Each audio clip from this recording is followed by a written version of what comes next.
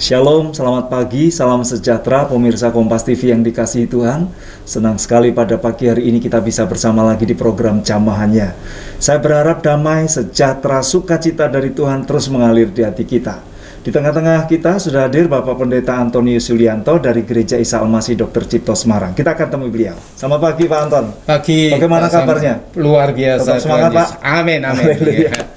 Pemirsa, sebelum Pendeta Antonius Yulianto akan menyampaikan satu kebenaran firman Tuhan dengan tema keselamatan, saya ingin mengajak Anda untuk memuji Tuhan, karena kita percaya hati yang gembira adalah obat yang manjur, tapi semangat yang patah mengeringkan tulang. Selamat menyaksikan. Terima kasih Tuhan, kami bangga punya Allah seperti Engkau Tuhan. Kuasa-Mu lebih besar dari apa yang ada di dalam dunia ini. Oh haleluya. Kuasa-Mu terlebih besar,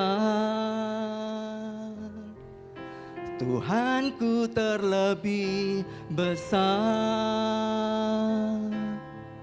Tak pernah terlambat janji-Mu ya Tuhan menolong hidupku. Kuasa-Mu terlebih besar, Tuhanku terlebih besar. Tak pernah terlambat janji-Mu ya Tuhan, pulihkan hidupku.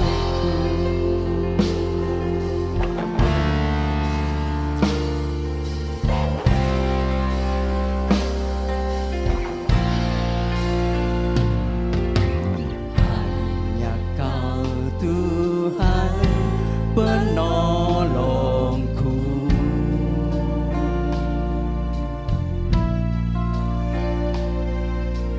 yang selalu setia bersamaku.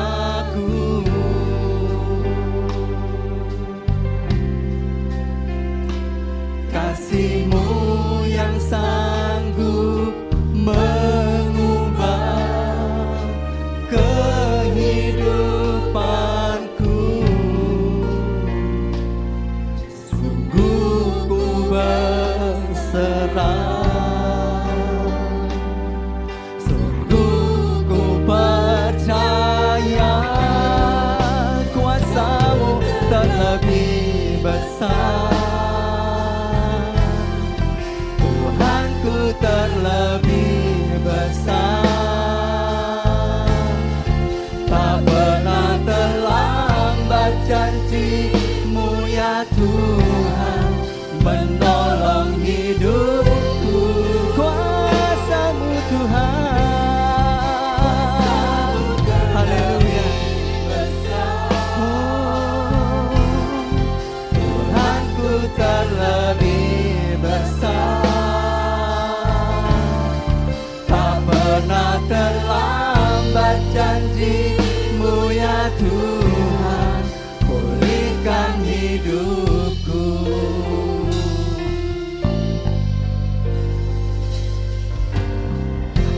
Ya Kau Tuhan penolongku,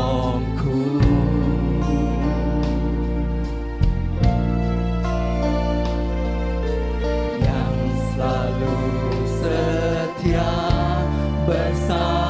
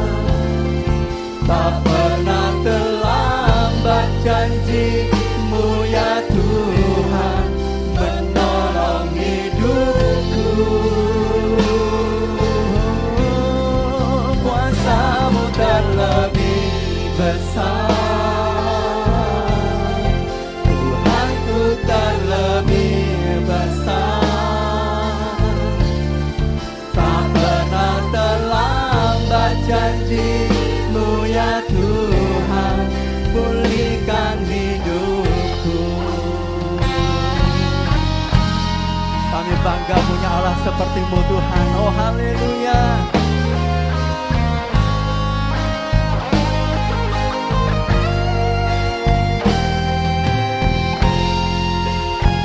Terima kasih Tuhan.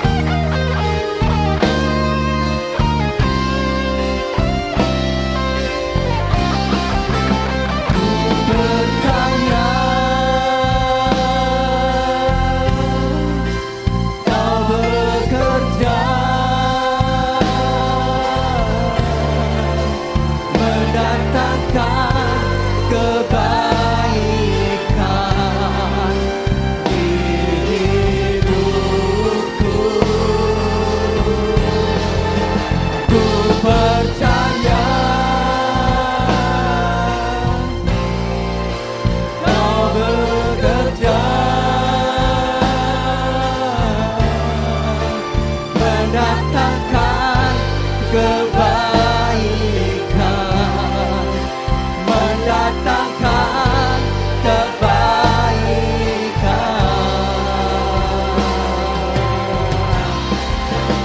Kuasamu terlebih besar, Tuhanku terlebih besar. Tak pernah terlambat janji-Mu ya Tuhan, menolong hidupku. Kuasamu terlebih besar, Tuhanku terlebih besar. Tak pernah terlambat janji-Mu ya Tuhan, pulihkan hidupku.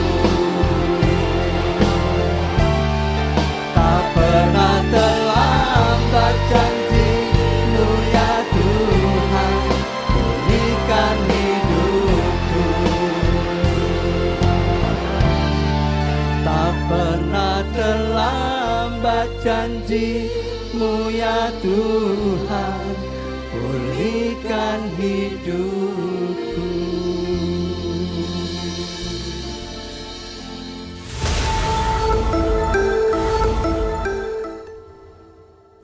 Baik pemirsa, pada pagi hari ini mari kita akan siapkan hati kita, roh, jiwa, tubuh kita untuk kita mendengar satu kabar baik bersama hambanya Bapak Pendeta Antonius Yulianto dengan satu tema diselamatkan. Silakan Pak Anton.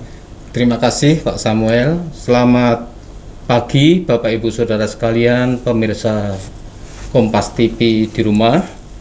Mari pagi hari ini kita akan bersama-sama merenungkan kebenaran firman Tuhan.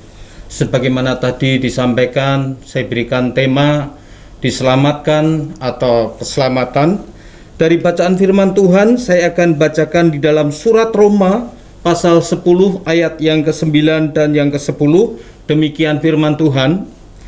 Sebab jika kamu mengaku dengan mulutmu bahwa Yesus adalah Tuhan dan percaya dalam hatimu bahwa Allah telah membangkitkan Dia dari antara orang mati, maka kamu akan diselamatkan. Karena dengan hati orang percaya dan dibenarkan, dan dengan mulut orang mengaku dan diselamatkan. Bapak Ibu Saudara sekalian, saya percaya keselamatan adalah harapan semua orang. Semua orang merindukan keselamatan, tidak saja waktu di dunia, tetapi juga tentunya keselamatan yang kekal. Dan ada banyak orang berlomba-lomba berusaha bagaimana supaya di dalam kehidupan ini dan juga di dalam kehidupan kelak nanti diselamatkan. Tetapi kitab suci jelas mencatat bagaimana oleh karena kasih Allah, Dia rela datang di dalam rupa manusia, yaitu Yesus Kristus, dengan tujuan setiap orang yang percaya kepadanya diselamatkan. Nah, Bapak Ibu Saudara, diselamatkan di dalam bahasa asli itu disebutkan dengan kata sotso. Sotso itu artinya mengawetkan. Mengawetkan ini punya 3 pengertian. Pengertian yang pertama adalah diambil dari bahaya. Kitab suci mencatat bahwa semua manusia sudah jatuh di dalam dosa dan kehilangan kemuliaan Allah. Upah dosa adalah maut. Dan untuk itulah Tuhan Yesus datang ke dunia ini untuk mau mengambil manusia yang percaya kepadanya dari kebinasaan kekal, dari kematian kekal. Di dalam surat Petrus dijelaskan tentang eklesia, artinya diambil dari kegelapan kepada terangnya yang ajaib. Dan itulah makna yang pertama tentang selamat atau diselamatkan atau menyelamatkan, bahwa dari pihak Allah lah Dia rela datang ke dunia dalam rupa manusia karena Dia mau menebus manusia dari segala dosa, kesalahan dan pelanggarannya dengan mati di atas kayu salib. Dan Alkitab yang saya bacakan tadi, kalau kita percaya kepada Yesus sebagai Tuhan yang sudah mati dan bangkit, maka keselamatan itu menjadi bagian di dalam kehidupan kita. Dan selamat pengertian yang pertama diambil dari bahaya maut, kematian kekal. Kita dilepaskan dari semua itu. Kalau kita baca di dalam Injil Yohanes pasal yang ke-11 ayat 25, Yesus sendiri berkata, "Aku adalah kebangkitan dan hidup. Barang siapa percaya kepadaku, ia akan hidup walaupun ia sudah mati." Artinya kematian adalah sebuah jembatan untuk kita berjumpa dengan Allah kita, dengan Khalik kita, dengan Tuhan kita. Itu hal yang pertama. Yang kedua, Bapak Ibu Saudara, selamat punya pengertian dicegah dari bahaya. Jadi selama kita menumpang di dunia yang panah, dunia yang penuh dengan tantangan, dunia yang penuh dengan pergumulan, dunia yang sering kali membuat kita takut, sebenarnya saat kita percaya kepada Tuhan Yesus Kristus sebagai Tuhan dan Juru Selamat, kita tidak perlu hidup dalam kekhawatiran, tidak perlu hidup di dalam ketakutan. Kenapa? Ada 3 hal yang ditulis oleh firman Tuhan. Pernyataan Tuhan kepada Musa, "Aku sekali-kali tidak akan membiarkan engkau, sekali-kali tidak akan meninggalkan engkau." Pernyataan yang sama diulang kepada Yosua di tengah-tengah ketakutannya untuk memimpin umat Israel menuju ke tanah perjanjian. Di samping usia yang masih muda, tentu bayang-bayang Musa ada di dalam benak Yosua.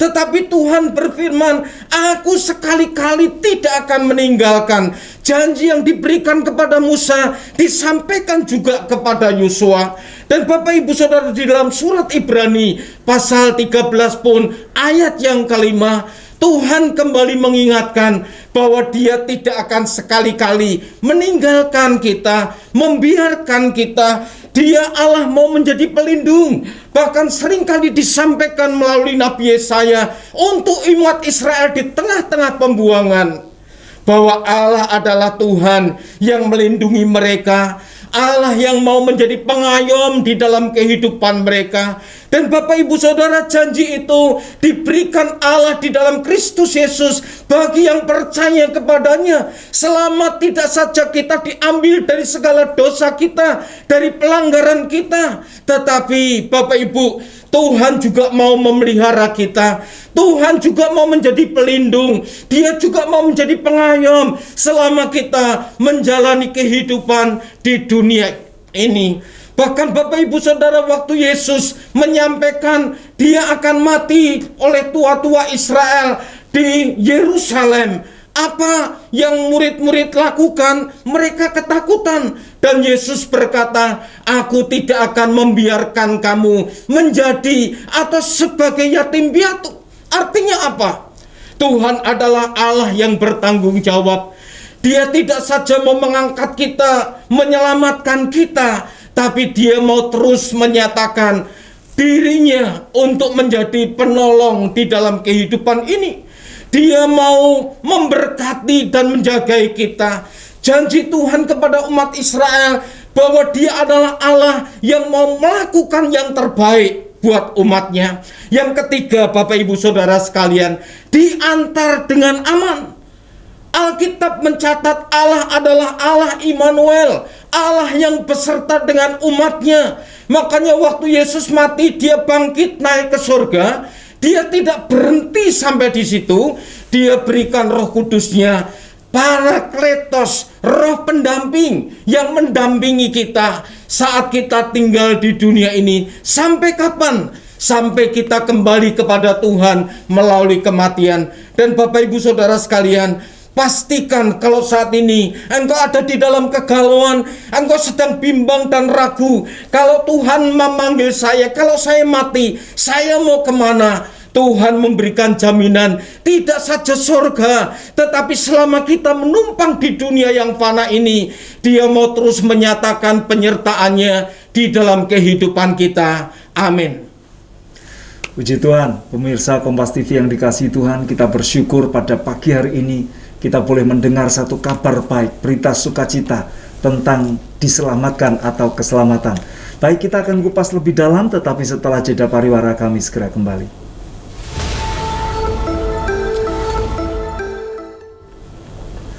Baik pemirsa, pada pagi hari ini mari kita akan belajar bersama-sama, kita perdalam kebenaran firman Tuhan pada malam hari ini. Pak Anton, temanya simple, diselamatkan, tetapi urayanya begitu dalam dan luar biasa. Karena tadi Bapak menyampaikan dari bahasa aslinya Yunani ya, sozo itu mengawetkan semacam itu. Nah Pak Anton, sebelum masuk ke tema, mengapa kita harus kembali kepada kata asli Alkitab? Apakah memang ini yang harus kita lakukan untuk kita ini bisa memperdalam kebenaran firman Tuhan, khususnya tentang keselamatan ini Pak Anton? Ya, pastinya seperti yang tadi Pak Samuel sampaikan, untuk memperdalam, ya paling tidak untuk kita semakin memahami makna dan arti keselamatan itu bagi orang yang percaya kepada Tuhan. Seperti tadi firman Allah saya bacakan, seperti itu Pak Samuel. Baik. Untuk semakin kita paling tidak saya sampaikan dari bahasa aslinya sozo itu kan ada pemahaman yang lebih luar biasa, lebih besar dari sekedar kata selamat. Betul. Seperti itu. Betul. Karena pemirsa, seringkali kita hanya mendengar kata selamat, tetapi pada pagi hari ini kita mendengar satu kabar baik yang begitu dalam, yang begitu lugas tentang kebenaran firman Tuhan tentang keselamatan. Hari-hari ini Pak Anton, kata keselamatan ini sepertinya menjadi semacam taruhan gitu ya, antara mati atau hidup di tengah pandemi COVID-19. Karena di beberapa media sosial itu diposting, hari ini mungkin saya, besok Anda kan. Jadi kita tidak tahu karena pandemi COVID ini. Dan keselamatan ini benar-benar dibutuhkan. Pak Anton, sebetulnya siapa sih yang bisa diselamatkan untuk mengalami tiga hal tadi Pak? Ya, saya kembali kepada bacaan firman Tuhan bahwa Alkitab mencatat barang siapa percaya bahwa Yesus telah mati dan dia telah bangkit naik ke surga, bagi yang percayalah keselamatan itu disediakan. Dan kenapa berita tentang keselamatan ini perlu saya sampaikan? Tentu saat-saat seperti ini ada banyak orang yang hidup dalam ketakutan, kekhawatiran tentang kematian. Mati karena virus corona ini kan begitu banyak. Nah sebenarnya kematian mestinya bukan sesuatu yang menakutkan. Kenapa ini Pak Anton? Karena jelas tujuan kematian itu sebuah kepastian. Siapapun kita pasti mati.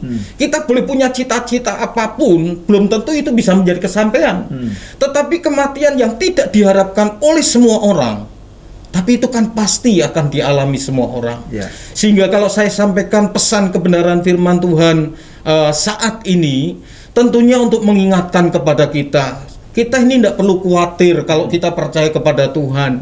Kita tidak harus hidup di dalam ketakutan, karena ada Tuhan yang tidak pernah meninggalkan kita, Tuhan yang tidak membiarkan kita.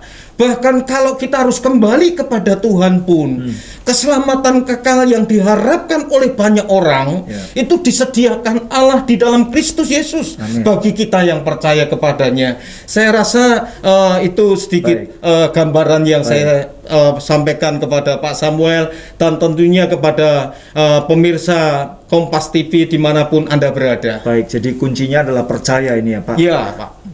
Tidak ada syarat lain kecuali percaya. Ya.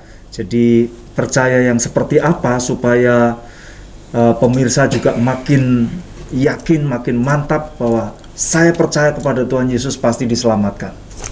Ya, saya akan tetap dasar saya seperti firman Tuhan yang saya baca, Pak. Tadi kitab suci berkata, barang siapa dengan mulut mengaku, tapi tidak sekedar mulut, hati ini percaya. Jadi, saya coba berikan gambaran seorang pemuda, dia mengasihi seorang pemudi. Kalau dia hanya sekedar menyimpan cintanya itu dalam hati, pemudi itu tidak akan tahu. Betul. Butuh pernyataan. Pernyataannya apa? Ungkapan hati. Aku cinta kamu. Nah, itu saya rasa penting. Apalagi untuk seorang perempuan misalnya. Nah, pengakuan itu saya rasa penting. Jadi tidak sekedar hati percaya, tetapi juga butuh pengakuan. Kalau toh kita ngaku hati tidak percaya juga percuma. Karena kita tidak akan pernah sungguh-sungguh. Contoh misalnya, kembali hubungan muda-mudi. Seseorang menyatakan cinta tapi hanya di dalam mulut. Dia tidak akan pernah sungguh-sungguh untuk mengerti arti cinta itu. Dia bisa saja cinta dengan si A, cinta dengan si B, karena tidak didasari dari hati. Tapi kalau hati dia memang mengasihi dan dia ungkapkan, terjadilah hubungan kasih antara pria dan wanita, dan saya rasa mereka akan saling menjaga. Kenapa? Karena mereka saling sungguh-sungguh. Nah, demikian juga seperti tadi Pak Samuel sampaikan, percaya yang seperti apa? Percaya dengan sungguh-sungguh. Tidak sekedar mulut, tetapi hati ini juga percaya. Amin. Nah, percaya itu sebagai sebuah bentuk ungkapan dari hati yang tidak dilihat oleh orang lain, Pak Samuel. Baik, jadi kuncinya hanya percaya ya, Pak. Iya. Dan ketika kita percaya, maka kita akan diselamatkan. Arti diselamatkan tadi diambil dari bahaya.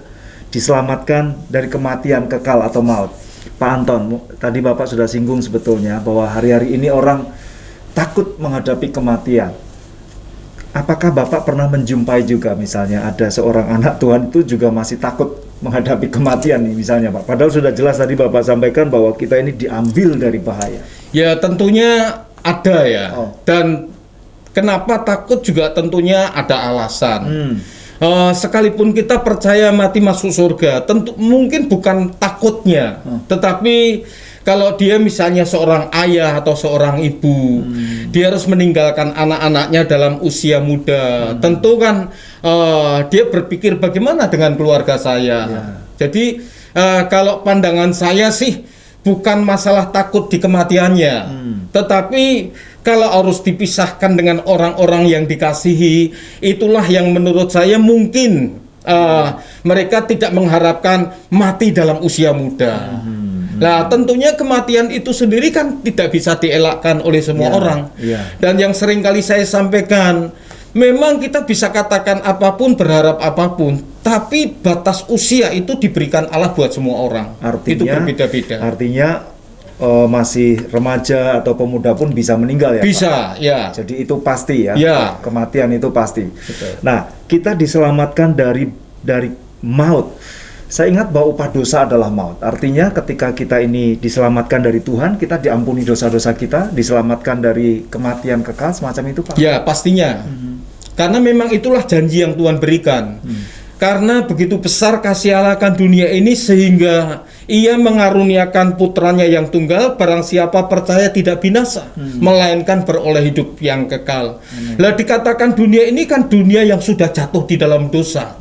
Kita tidak bisa pungkiri bahwa itulah keadaan manusia. Kita ini sudah jatuh di dalam dosa. Dan untuk itulah sebagai bukti kasih Allah kepada manusia, Dia datang dalam rupa manusia. Karena yang diselamatkan manusia. Makanya Dia datang dalam rupa manusia atau dalam wujud manusia seperti Injil Yohanes katakan. Ya, amin. Puji Tuhan.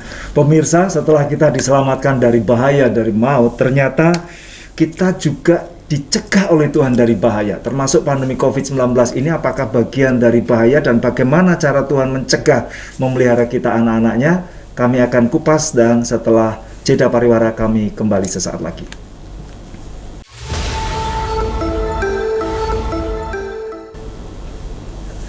Pemirsa, pagi hari ini kita belajar bagaimana arti keselamatan dan apa bagian kita orang-orang percaya setelah kita diselamatkan. Kalau tadi yang pertama, kita diambil dari bahaya atau maut atau kematian, dan yang kedua tadi disampaikan Pak Anton, kita dicegah dari bahaya. Pak Anton, Ya, kita kan masih pandemi COVID-19, bahkan ini PPKM levelnya terus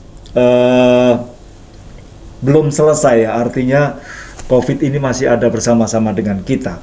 Apakah di tengah situasi pandemi COVID yang menurut kita ini mengglobal secara luar biasa dampaknya, bagaimana pemeliharaan Tuhan di tengah-tengah pandemi COVID tadi? Karena tadi Bapak yang kedua sampaikan dicegah dari bahaya.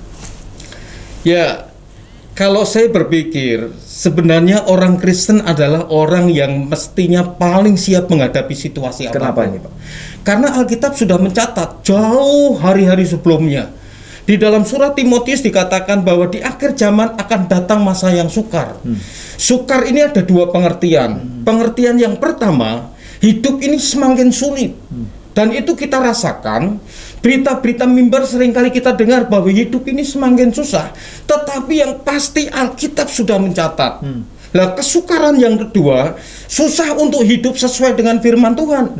Situasi seperti ini orang suruh percaya, hanya percaya saja, tidak mungkin, Pak. Mana mungkin orang percaya saja kita diselamatkan. Mana mungkin percaya saja Tuhan tolong saya. Tetapi itulah kata firman. Ada satu pujian yang salah satu refrennya mengatakan, namun satu yang dia minta agar kita percaya. Cuman satu yang Tuhan minta dari pujian itu. Apa itu? Percaya. Nah, tinggal masalahnya kan sulit di dalam situasi seperti ini.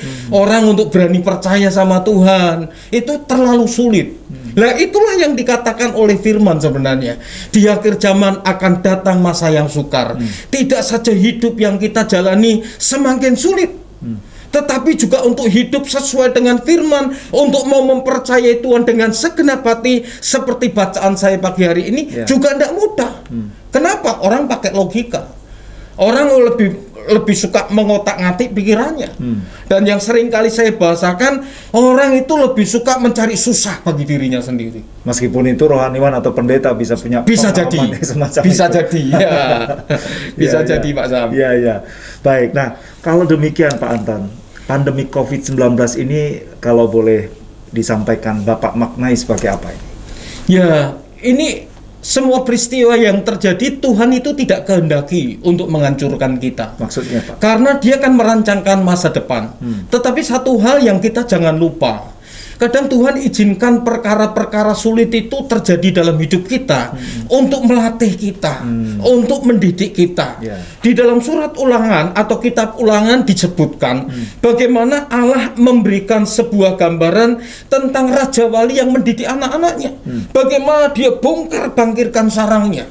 Untuk apa? Untuk melatih Raja Wali itu, atau anak Raja Wali tepatnya, bagaimana dia bisa terbang seperti induknya. Nah, seperti itu saya rasa situasi pandemi ini kita tidak bisa tolak, kita tidak bisa sangkal, kita tidak bisa musuhi, apalagi kita lawan. Kita mestinya harus berdampingan dalam pengertian, ya kita terima aja memang ini keadaan, ini sebuah fakta realita hidup yang tidak cuma kita alami tetapi secara global dialami oleh banyak orang. Lah respon kita, ya kita tidak usah berbuat macam-macam. Kita percayakan hidup kita, kita lakukan bagian kita, izinkan pemerintah melakukan bagiannya. Tetapi kalau saya berpesan dengan anak-anak saya, protokol harus dijalankan. Jangan mencobai Tuhan. Kalau pesan saya begitu, jangan kita mencobai Tuhan. Sudah ada tahu COVID, kemudian kita hidup dengan sembarangan. Tanpa masker, apalagi kalau kita lihat di beberapa channel, kita lihat orang tidak saja tidak percaya, tetapi orang sakit dihirup napasnya segala macam. Ini maaf kata itu kan konyol menurut saya.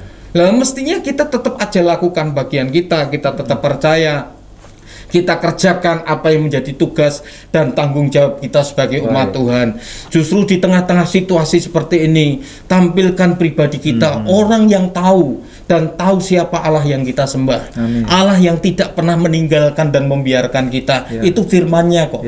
Lah firman-Nya saya percaya itu ya dan amin. Karena Alkitab Yesus sendiri berkata, khotbah Yesus di bukit bahwa satu iota firman itu tidak akan dilenyapkan. Amin.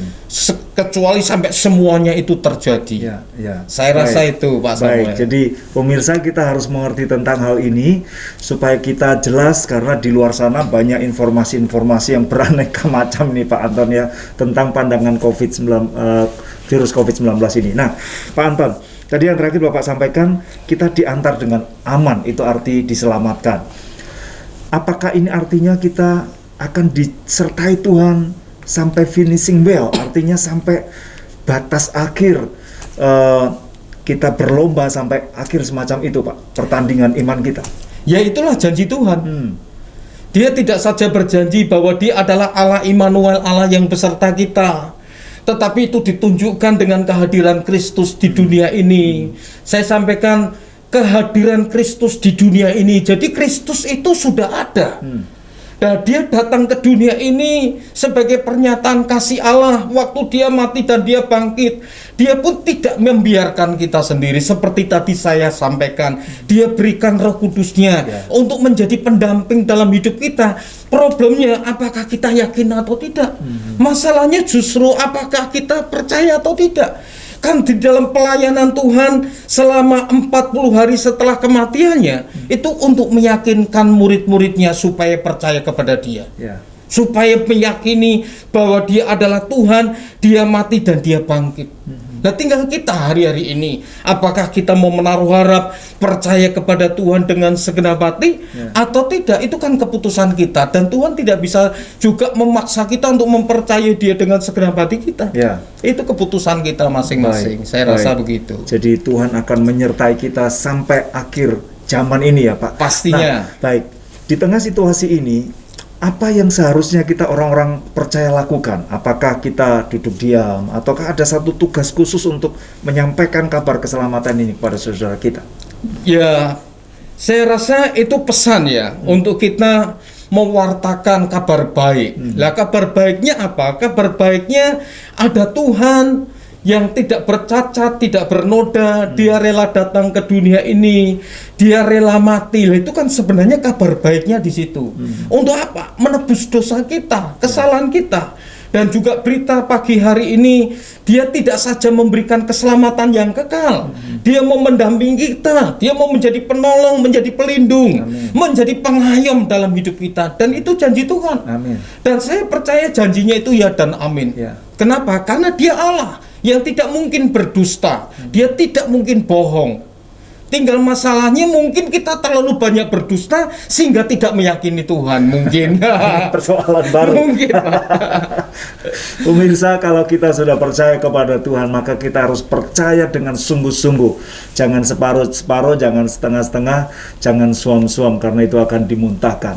Dan terlebih lagi pada pagi hari ini, setelah kita mendengar kebenaran firman-Nya, jangan khawatir lagi, jangan takut lagi. Ayo kita sungguh-sungguh lagi kepada Tuhan. Nanti Pendeta Antonius Yulianto akan berdoa bagi kita, tetapi setelah jeda pariwara, kami segera kembali.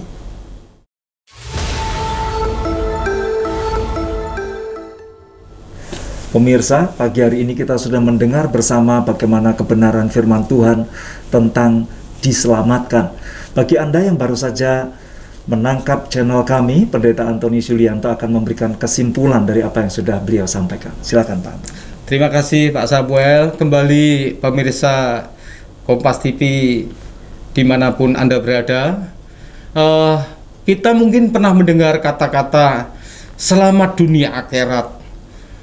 Mungkin juga itu, bukan mungkin, saya rasa itu harapan semua orang.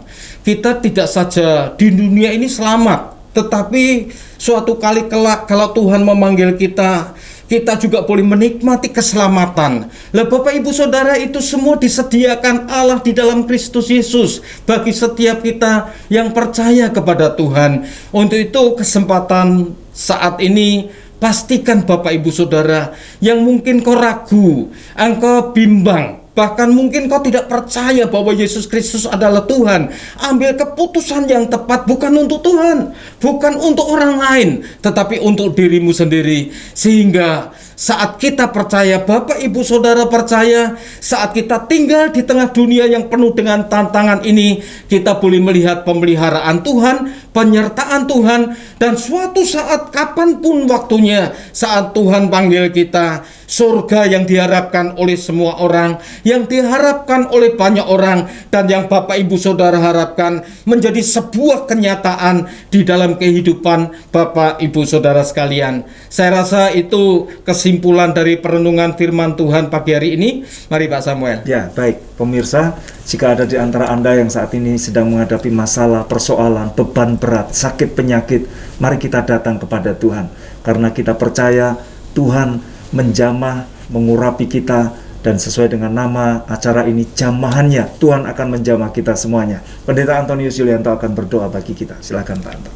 Ya, mari kita berdoa. Bapak Ibu Saudara pemirsa Kompas TV di rumah yang saat ini menghadapi tantangan pergumulan, engkau boleh angkat tanganmu, kita pandang kepada Tuhan, dan mari kita berdoa. Tuhan, kami bersyukur buat kesempatan pagi hari ini.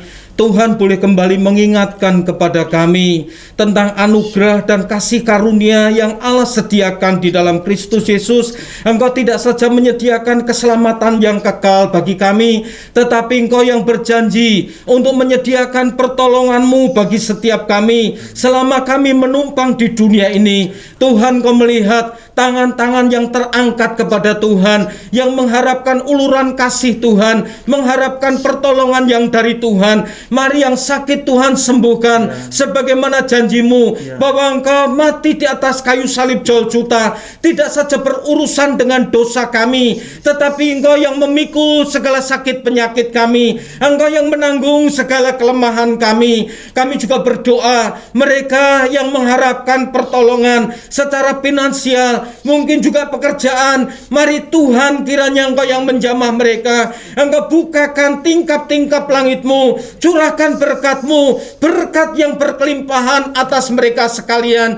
Bahkan mereka yang mengharapkan hal-hal yang lain dalam kehidupan mereka, Tuhan mari buka jalan. Tuhan tidak saja berikan solusi, tetapi Tuhan nyatakan pertolongan-Mu buat mereka sekalian. Para pemirsa Kompas TV dimanapun mereka berada, terima kasih, kami bersyukur. Kami mau serahkan Tuhan setiap pemirsa yang ada di dalam tangan Tuhan. Mari kiranya Engkau yang akan terus menopang mereka, Tuhan yang akan terus menyatakan kasih setia dan pertolongan-Mu atas mereka sekalian. Terima kasih Tuhan, kami mau serahkan dan kami percayakan dimanapun pemirsa Kompas TV berada, Tuhan memberkati dan Tuhan menolong mereka di dalam berkat nama Tuhan Yesus Kristus, Tuhan dan Juru Selamat kami yang hidup. Kami peralaskan doa sembahyang kami. Haleluya. Amin. Amin. Puji Tuhan. Pemirsa, pagi hari ini mari bangkit dan kita temukan tujuan hidup kita di dalam Tuhan Yesus Kristus. Dia menyelamatkan kita. Samuel, atas nama seluruh kru yang bertugas mengucapkan selamat pagi, salam jamahannya, Tuhan memberkati. Pak Anton, terima kasih. Tuhan berkati. Tuhan memberkati. Shalom.